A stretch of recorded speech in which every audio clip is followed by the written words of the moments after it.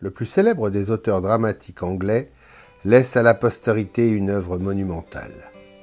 Roméo et Juliette, Le songe d'une nuit d'été, Le marchand de Venise, La mégère apprivoisée, Hamlet, Othello, Macbeth, Le roi Lear et d'autres. Restent les pièces les plus jouées au monde. Cependant, on possède peu de détails sur la vie de Shakespeare avant son retour à Stratford, 3 ans avant sa mort. Fils d'un commerçant ruiné, marié à 18 ans, cet acteur inconnu apparaît à Londres à l'âge de 30 ans et fonde en 1598 la compagnie théâtrale du Globe. Le mystère Shakespeare autorise toutes les spéculations.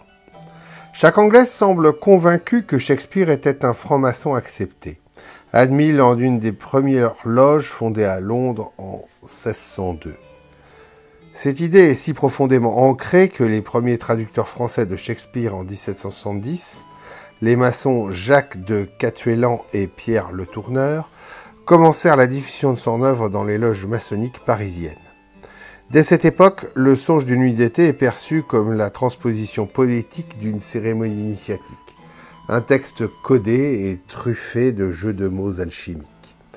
À cette filiation s'ajoutent les dialogues shakespeariens à connotation maçonnique. « J'avertirai nos amis par un signe » Henri IV. « Gardez la porte à l'extérieur » Othello. « Où sont ton tablier et ta règle » Jules César. « Qui bâtit plus solide qu'un maçon » Hamlet.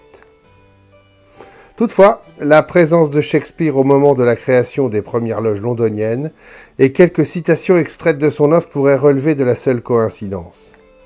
Il semble plus vraisemblable que les francs-maçons aient reconnu Shakespeare a posteriori. Reste l'hypothèse tenace qui dénie à Shakespeare la paternité de son œuvre. En effet, plusieurs biographes ont cru y déceler l'écriture, le style et la culture politique du philosophe Francis Bacon, notamment dans les 2 premières périodes shakespeariennes entre 1590 et 1608. Si cette affirmation était prouvée, cela renforcerait la conviction des décrypteurs maçonniques de Shakespeare.